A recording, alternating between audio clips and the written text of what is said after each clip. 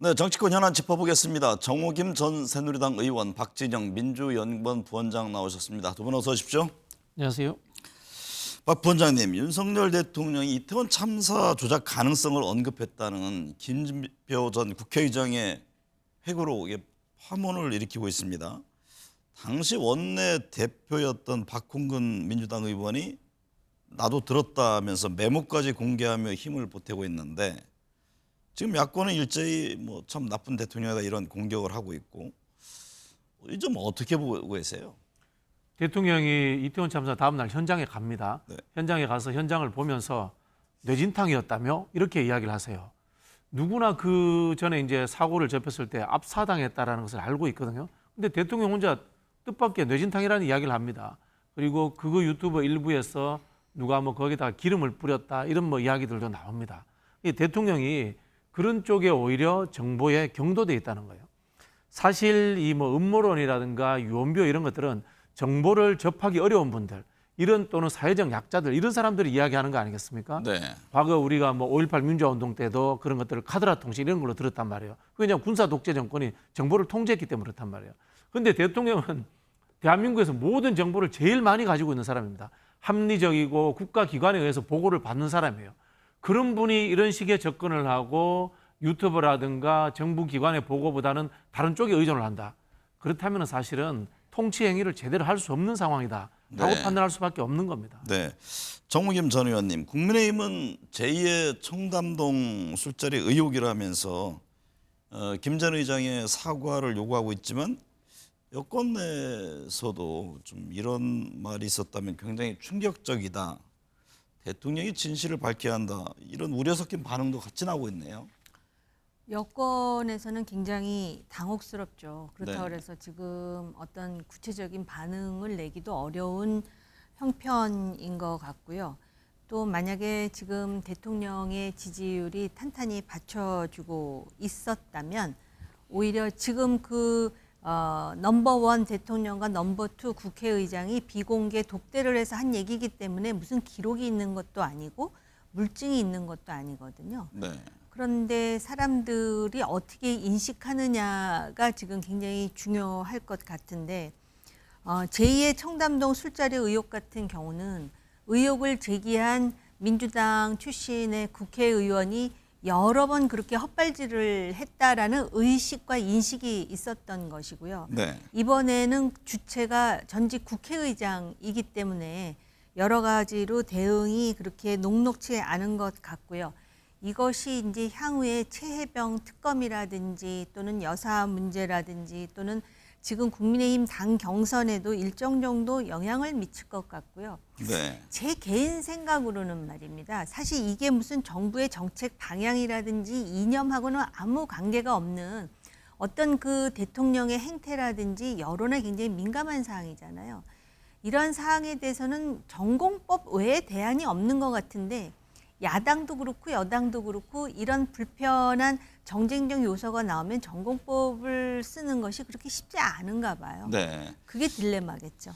박진영 부원장님, 이 논란을 제기했던 김진표 전 국회 부의장이 유감의 뜻을 밝혔습니다. 그런데 내용에 대한 것이 아니라 자신의 의도와는 달리 사회적 논란이 된 부분에 대한 것이죠. 그렇죠. 사실관계는 김진표 의장이 이걸 의도해서 이슈화 시킬 이유는 없지 않습니까? 네. 본인은 이제 회고록이니까요. 그리고 김진표 의장도 이 사건이 본인이 적음으로 인해 가지고 이렇게 논쟁이 될지 몰랐을 거예요. 다만 이게 김진표 의장이 의장하던 시절에도 여야 정쟁이 가능하면 없었으면 좋겠다라는 소신을 갖고 있었는데 하나의 또 이제 정장의 고리가 되니까 거기에 대해서 유감스럽다라는 말씀을 하신 것 같은데요. 우리가 이 김진표 의장의 평소의 처신이라든가 네. 또는 윤석열 대통령이 대통령을 하면서 보였던 행태라든가 이런 것들을 보면은 개연성이 어느 것이 더 높을지 짐작이 갈 거라고 봅니다. 네. 국민들은 그 수준에서 받아들이지 않나 그런 생각이 듭니다. 정호김 의원님, 이 와중에 윤 대통령이 당시 이상민 행정안전부 장관을 경질해야 한다는 보고서에 대해서 경로했다는 주장이 추가로 나왔습니다. 이명박 정부에서 보건복지부 장관을 지낸 진수희 전 의원의 주장인데 이건 어떻게 들으셨습니까? 제가 조금 그 내용을 들은 바가 있는데요. 네. 이 사건과 관련해 가지고 그 당시 여의도 연구원장이 김용태 전 의원이었죠. 양천 을 지역구를 둔. 그런데 그 이태원 사태가 발생했을 때 김용태 전 의원이 여의도 연구원장으로서 이상민 행정안전부 장관을 경질해야 된다라고 쓰지는 않은 것으로 제가 기억하고 있거든요. 네. 여러 원로들의 의견을 수렴해 보았더니 그런 이야기가 다수 나오더라는 보고서를 썼어요. 그리고 그 김용태 전 의원은 자기가 그 일로 경질된 것은 아니라고 지금 말하고 있다고 합니다. 네. 그런데 어쨌든 그때 그만둔 것은 또 사실이에요. 그래서 제가 말씀드릴 수 있는 거는 그 보고서에 김용태 전 의원이 자신의 주장으로 쓴 것은 아니었다라는 것하고요. 그 진수희 전 장관이 이제 그런 이야기를 모 라디오 방송을 통해서 했는데 본인도 전원이라고 하면서 했거든요. 네. 그런데 김용태 의원은 분명히 자기가 당사자로서 그 일 때문은 아니다라 그랬는데 이상하게 그런 소문이 꽤 돌았었던 것 같아요. 네. 박 부원장님, 민주당 6월 임시국회 끝나기 전에 최혜병 특검법 표결 처리 입장을 갖고 있는데 대통령이 거부권을 행사하면 이 재표결할 때 재적 의원 과반 출석과 출석 의원 3분의 2 이상 찬성이 필요하잖아요. 국민의힘에서 8표 이상이 이탈해야 하는 상황인데 어떻게 예상하십니까? 글쎄요, 뭐 장담은 할 수 없는데 네. 해볼 만한 상황이 아닌가라는 생각이 들어요. 네. 8명인데 뭐 김재섭 의원 같은 경우에는 찬성하겠다라는 입장을 밝힌 적도 있고요. 한동훈 전 비대위원장 같은 경우도 물론 뭐 본인이 절충안을 냈습니다만은 여지가 있다는 뜻 아니겠습니까? 그렇게 받아들여야 되는데요. 저는 중요한 거는 두 가지라고 봅니다. 첫 번째는 여론의 흐름, 그리고 두 번째는 윤석열 정권의 국민의힘 의원들에 대한 장악력이 아직도 유지되고 있는가 네. 라는 측면으로 보고 있는데요. 우선적으로 여론이라는 부분에 있어서 저는 민주당이 빨리 국정조사를 시작하는 것이 맞다는 생각이 듭니다. 네. 국정조사를 통해 가지고 관계자들과 그리고 또 뭐 공무원들을 국회에 불러내 가지고 국민들 앞에 이 진실이 무엇인지 보여줘야 돼요. 그래야지 여론이 움직이거든요. 네. 단지 특검법이라는 것을 올렸기 때문에 그것을 숫자를 맞춰서 통과시킨다라는 그 시점만 생각한다면 저는 쉽지 않다라는 생각이 들고요. 그리고 사실은 이제 국민들의 여론이 어떻게 움직이느냐, 대통령 국정 지지도가 어느 정도까지 떨어지느냐도 굉장히 좀 결정적인 역할을 할 것 같아요. 네. 상임위 운영과 관련해서 결국 국회 윤리위 제소가 이어졌습니다. 국민의힘은 고압적으로 회의를 운영했다는 이유로 정청래 위원장을 국회 윤리위원회에 제소를 했네요. 네, 그 국회에서 상임위원장의 그 역할과 그동안의 상임위원장들의 어떤 그 위원회 운영 방식을 보면 자기가 어떤 당에 속했던 합의를 강조하고 국회의 상임위가 잘 운영되도록 상당히 거중 조정을 하기 위해서 노력하는 모습으로 대표됐었습니다. 네. 근데 요번에 그 최혜병 특검과 관련한 입법 청문회에서의 그런 일련의 운영 상황을 보면은 물론 그 민주당의 강성 지지자들을 중심으로 해서 뭐 사이다 위원장이다 뭐 그런 말도 한다 그러는데요. 중립적인 위치에서 본다면 저게 블랙 코미디도 아니고 그래도 국회 상임위원회고 매우 엄중한 쟁점을 다루는 위원회 아닙니까? 네. 그리고 물론 그 자리에서 증인 선서를 거부한 세 사람의 증인에 대해서 이미 국민들이 상당히 비판적인 시각을 갖고선 그 청문회를 보고 있는데 그런 상황에도 불구하고 답변과 관련해 가지고 맞듣지 않다 그러면 뭐 10분간 나갔다 들어오라 그러고 무슨 초등학교 학생들도 아니지 않습니까? 오히려 민주당이 좀 더 격을 지키면서 위원장이 그렇게 진행을 했다면 이 세 사람을 포함해 가지고 국민적 비판을 더 많이 받았었을 거예요. 네. 그런데 그런 점에서 아마 이제 그 참석하지 않았던 국민의힘에서 그래서 국회 윤리위원회의 상임위원장을 제소했는데요. 저는 그것도 그렇게 썩 바람직한 일이라고는 생각하지 않습니다. 네. 그러자 또 상임위원장이 뜨거운 맛을 보게 해주겠다 이런 식으로 나오는데 과연 아무리 국회가 이제 동물국회, 식물국회의 차원을 넘어서 괴물국회라는 소리를 듣는다 하더라도 정말 누구 말 맞다나 어린애 장난도 아니고 네. 나이도 먹을 만큼 먹었고 의정 경험도 있고 또 국민이 바라보고 국민의 대변자고 국민의 종복이라는 말을 그렇게 밥 먹듯이 하는 사람들이라면은 이런 부분에 대해서 각자 자기 성찰이 좀 필요하지 않은가. 윤리위원회 제소하는 것도 이제 걷어들이고요. 상임위원장을 할 거면 지금처럼 마치도 무슨 그렇게 하면은 인기를 더 얻는지는 모르겠지만 상임위원장 다음이라는 우리의 어떤 기준이라는 게 있지 않겠습니까? 네. 민주당, 국민의힘 한기호 의원 등을 윤리위에 맞제소했습니다.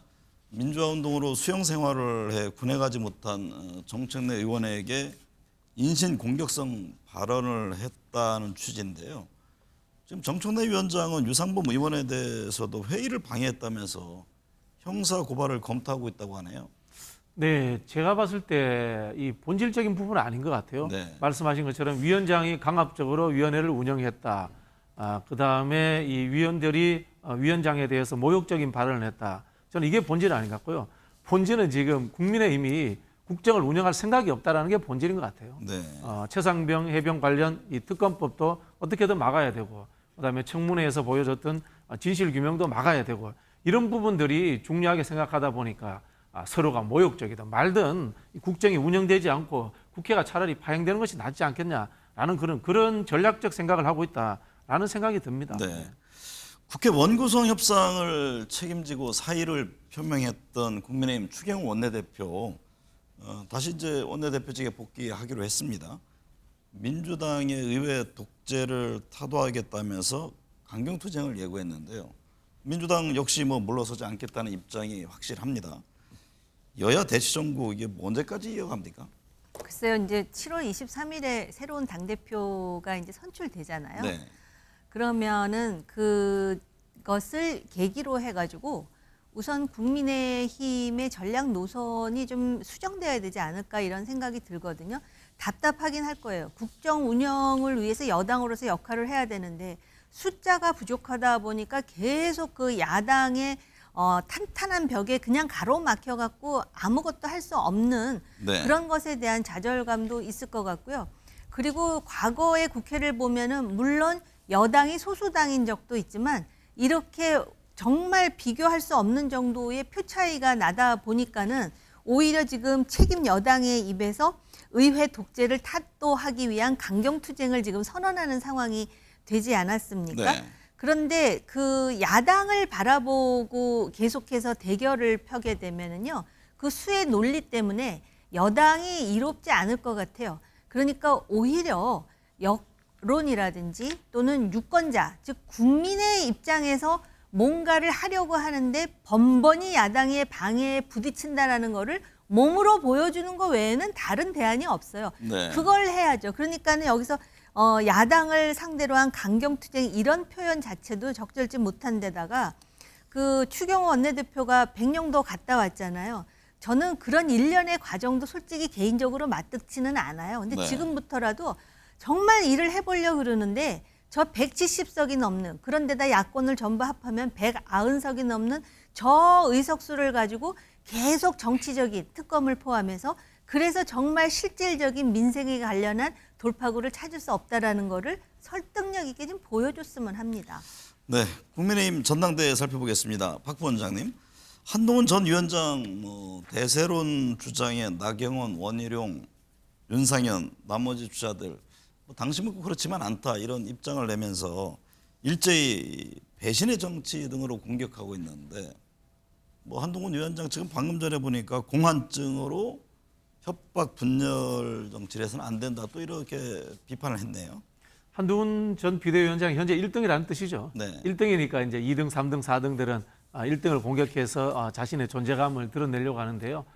저는 한동훈 전 비대위원장이 계속해서 1등 갈지에 대해서는 의문이에요. 네. 왜냐하면은 한동훈 비대위원장이 배신의 정치도 하지 않고 충성의 정치도 하지 않고 어중간해요. 지금 보면은. 근데 우리 정치의 용어 중에 강한 것이 옳은 것을 이긴다. 이런 것처럼 입장이 분명해야 되거든요. 네. 특히 우리 국민의힘 계열 정당들이 박근혜 대통령 탄핵 와중을 보면서 굉장히 괴주의적 처신을 많이 합니다. 네. 뭐 예를 들자면 박근혜 대통령의 맹렬한 지지자였다가 박근혜 대통령을 특검으로서 감옥에 보낸 윤석열 대통령의 지지자로 옮겨오기도 합니다. 이건 뭐냐면 대세론 정치예요. 지금 분위기가 권력을 향해서 불나방처럼 달려드는 이런 느낌의 정치가 지금 국민의힘 계열에서 횡행하고 있는 상황에서 저는 윤상현 의원이든 원희룡 의원이든 나경원 의원이든 누군가가 대세론을 장악하는 것, 그것이 배신이든 중성이든 강한 메시지를 가지고 선도하는 사람에게 저는 밀릴 것이다. 네. 그런 사람이 이길 것이다. 이런 생각이 듭니다. 정우김 의원님, 원희룡 전 장관이 먼저 단일화와 연대 가능성을 꺼냈지만 나경원 의원이 이런저에 거절했습니다. 그제 제가 나 전 의원 만나 얘기를 들어보니까 좀 불쾌한 그런 표정이던데 그래도 현실적으로 연대하지 않겠느냐 이런 전망이 계속 있잖아요. 어떻게 보십니까? 지금 불쾌할 수밖에 없는 거는 본인이 3등으로 나오는 여론조사도 있으니까 유쾌하진 않겠죠. 네. 그런데 또 어떤 사람들은 결선 투표가 있는데 무슨 단일화를 하겠느냐 이렇게 얘기하는데 결선 투표의 형식이 아니더라도 단일화 할 수 있는 여러 가지 방법이 있겠죠. 정치적인 네. 방법이. 그런데 제가 요 두 사람의 이런 신경전을 보면서 자꾸 과거에 그게 아마 2010년이었나 지방선거 때 말입니다. 네. 그때 당시 한나라당에서 서울시장 후보를 위한 경선이 있었어요. 그때 원희룡이 넘버 2였고 나경원 의원이 넘버 3였나 그랬어요. 그 대세로는 오세훈 현 시장이었고 그 당시에. 그러자 원희룡 당시 후보가 나경원 의원에게 계속해서 단일화를 요구해요. 그러니까 처음에는 단일화는 무슨 단일화냐 그러면서 하다가 결국은 원희룡 후보가 나경원 후보의 요구를 굉장히 많이 들어주죠. 네. 그래서 둘이 단일화했는데 누가 이겼느냐? 나경원이 이겼어요. 그래서 나경원과 오세훈 사이의 경선에서 또 오세훈이 이기는 그런 상황을 만들기도 했거든요. 네. 그러니까 지금 이분들의 입장이 완전히 지금 그 고정화되어 있다라고 저는 생각지 않아요. 그런데다가 지금 이 행위자 외에 지금 소위 권력이 있지 않습니까? 네. 이 당에서. 그래서 윤심을 서로 얘기하고 뭐 만나서 밥을 먹었느니 10초 전화를 했느니 그러지 않았겠어요? 그런데 아직까지는 지금 뭔가를 스텝을 밟기에는 조금 이른 상황이라고 생각하니까 네. 여러 가지로 정치적 이해로 볼 때 무엇이 자기 자신에게 가장 유리한지를 계산하고 있을 것 같아요. 박진영 부원장님, 민주당은 이재명 전 대표가 단독 출마할 때 추대를 할지 찬반 투표를 할지 아직 결정을 하지 않았습니다. 혹시 누군가 도전장을 낼 수도 있기 때문으로 보이는데 김두관 전 의원 출마 가능성이 거론되고 있네요. 네, 출마 가능성이 좀 있다고 하더라고요. 네. 저는 이 시점에서 민주당의 나머지 4호선 중진 의원들 뭐 하는지 참 궁금합니다. 상임위원장도 끝났고 삼선하면 보통 하는데 네. 그러면은 4호선씩 해가지고 당 대표도 안 나오고 대선도 안 나가고 서울시장도 안 나가고 뭐하러 4호선씩 하는지 나는 좀 질타를 드리고 싶어요. 네. 그 정도 중진 의원이라면은 당의 지도자, 국가가 지도자가 될 생각을 하고 있어야 되는 거 아닙니까? 저는 이번에 보면서 4호선 중진 의원들 전당대회 출마 안 하시면은 배치 떼고 집에 가라. 좀 이런 좀 극단적인 네. 좀 말씀 좀 드리고 싶고요. 결국은 누군가가 나와서 경선하는 것이 당내 민주주의를 위해서 좋다라는 생각이 듭니다. 네. 민주당 전당대회에서 뭐 김두관 전 의원이라든가 좀 다른 분들이 출마를 해서 어떤 변화의 흐름을 가져올 수 있을까요? 아니요. 없을 것 같습니다. 네. 아니 조금 전에 박 부원장이 굉장히 흥미로운 말씀을 하셨어요. 강한 것이 옳은 것을 이긴다. 그런데 실제로는 옳은 것이 강한 것을 이겨야 이게 정치에 희망이 있는 거거든요. 네. 그런데 아마 그런 생각을 많은 사람들이 할 것 같고 그 논리는 지금 민주당에 딱 들어맞는 논리가 아닌가 이런 생각이 들고요. 맞습니다. 4호선 중진식이나 돼가지고 지금 몸을 사리고 가만히 있다라는 게 외부자가 보더라도 이상한데요. 네. 그 다음에 어떤 생각이 드냐면 오죽하니 안 나가려고 할까라는 생각이 들어요. 또 만약에 김두관 전 의원이 출마를 한다 그래가지고 과연 큰 변화가 있을까? 만약에 정말 어떤 변화를 이루어낸다면 차기 대선 후보는 김두관이에요. 근데 과연 그럴 가능성이 있을까? 그 현실을 그분들이 너무나 잘 알기 때문에 그리고 다른 건 모르지만 민주주의의 원조라고 여태까지 자랑스럽게 얘기했던 사람들이 아직까지 아무것도 안 하고 저러고 수그리고 있을 때는 그 당의 분위기가 어떤지 미루어 짐작할 수 있는 건 아니겠습니까? 네. 미국 대선 살펴볼게요. 박 부원장님. 바이든 대통령이 최근 TV 토론회에서 참패한 이후 지금 여론조사에서 민주당 대선 승리를 위해 누구를 지명해야 하느냐 질문에 49%가 거의 이제 절반가량인데 후보를 교체해야 네. 된다 이렇게 답을 했다고 하는데 이 사상 초유의 대통령 후보 교체 이게 현실화될 가능성이 있습니까? 그 바이든 후보가 본인이 그만두지 않는 이상은 현실적으로 어려울 것이다라는 생각이 들고요. 네. 제가 알기로는 미국의 정당들도 이제 뭐 정당에 참 표현이 그렇습니다만은 이 원로들이 있습니다. 대표적으로는 민주당 같은 경우는 오바마 대통령 아니겠습니까? 네. 오바마 대통령이라든가 원로들이 바이든 대통령을 설득하지 않는 한은 현실적으로 어렵지 않겠나라는 생각이 들 거고요. 그리고 이게 절차를 통해서 후보를 만들었기 때문에 지는 줄 알면서도 그대로 흘러가는 것이 또 미국 대통령 선거의 하나의 흐름이더라고요. 보니까. 네. 그런데 정호김 전 의원님, 이 트럼프 전 대통령이 뭐 TV 토론에서 기세를 몰아서 이제 박빙구도를 깰 경우에 우리 정부도 트럼프 정권에 뭐 다른 어떤 미국 정책 여러 가지를 살펴봐야 되지 않습니까? 뭐 당장 대북 문제를 포함해서 현재 진행 중인 한미 방위비 분담 문제 등등등 어떤 준비를 해야 할까요? 트럼프가 대통령이 된다면 정말 우리로서도 컨트롤할 수 없는 여러 가지 상황에 직면할 것 같은데요. 먼저 북한 핵에 대해서 트럼프 대통령과 공화당 행정부가 어떤 결론을 내릴 것인가. 예를 든다면 현실적으로 이미 핵을 뭐 20개 만들고 앞으로 50개 만들고 그런 얘기 나오는 상황에서 기존의 핵을 인정하고 동결로 간다 이렇게 했을 때 우리는 과연 그럼 어떻게 대응할 것인가.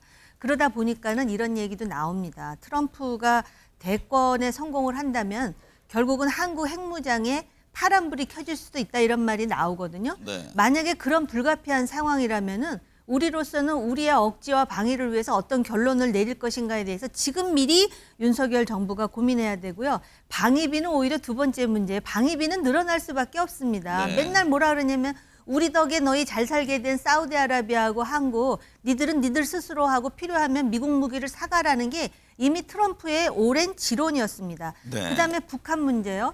자기가 전 세계에서 김정은하고 유일하게 친구가 될 수 있다고 생각하는 사람인데 정치적으로 그런 인식을 가진 사람이 우리의 대북 정책이라든지 안보 정책에 어떤 문제를 일으킬 것인가라는 거는 전문가라면 알아요. 그러니까 지금부터 네. 대비해야죠. 우리 군 당국이요. 군 감시 장비에 찍힌 북한 미사일의 모습을 이례적으로 공개했습니다. 미사일이 비틀거리는 모습부터 산산조각이 나와서 폭발하는 모습이 고스란히 담겼던데 어떤 배경으로 이해하세요? 이게 뭐 다탄두 미사일인데요. 이른바 제가 듣기로는 미국 쪽에서도 북한이 그런 기술이 아직도 제대로 없다, 실패했다라고 이렇게 단정적으로 이야기를 하고 있더라고요. 다만 하나 걱정되는 것들은 최근에 북한과 이제 러시아의 관계가 갑자기 좋아졌지 않습니까? 네. 북러 조약도 체결되면서 군사적인 부분에서의 기술 이전이라든가 이런 부분들이 상당히 좀 걱정이 되는 상황으로 흘러가고 있다 이런 생각이 듭니다. 네. 네. 정호겸 전 의원님, 북한이 오물풍선을 잇따라 보내서 우리 국민 제3피해 또 긴장감 있는데 이게 북한은 대북 전단지 살포에 대한 맞대응이다 이런 입장이잖아요. 남북한 간에 이런 식의 어떻게 보면 핑퐁식 공세 계속되는 건지 뭔가 근본적인 대책을 마련해야 하는 것 아닙니까? 아니요, 그러니까 저렇게 오물이 계속해서 투하될 때 비례성과 등가성의 원칙에 의해서 우리는 뭘 하겠다라고 입장이 정리된 것 중에 하나가 대북 확성기였습니다. 네. 그런데 문제는 뭐냐면 전단지예요. 근데 전단지는 정부 차원에서 하는 게 아니라 민간 차원에서 특히 탈북민들 중심으로 하고 있는데 그 탈북민들이 북한의 열악한 상황에서 탈북을 해서 그런 북한 인권이라든지 북한 변화에 대해서 얼마나 정말 그 절실한 생각을 하고 있는지 저는 이해해요. 네. 이해하는데 말입니다. 그렇다면은 북한이 변화하는 방법으로 할 수 있는 것 그리고 그것 때문에 우리가 보복을 안 당하는 방법으로 해야 되지 않겠습니까? 그리고 전 세계적으로 전단을 날리는 사람들이 이렇게 공개적으로 전단을 날리는 케이스가 있는가? 네. 70년대, 60년대 북한이 수없이 우리에게 전단 날렸을 때 우리는 북한 소행이라는 걸 알고 있지만 그들이 그들 소행이라고 밝힌 적이 없어요. 이게 전단의 속성이거든요. 그렇기 때문에 제가 볼 때 저런 도발에 대해서는 등가성과 비례성의 원칙에 입각해서 윤석열 정부는 하겠다고 선언한 것을 하되 이 탈북민의 전단 활동 있잖아요. 네. 이거는 방법을 바꾸든지 좀 더 효율적으로 하든지 아니면은 포천 연천의 접경 지역의 주민들이나 아니 이제 서울의 백주대로에도 지금 오물풍선을 맞을지도 모르잖아요.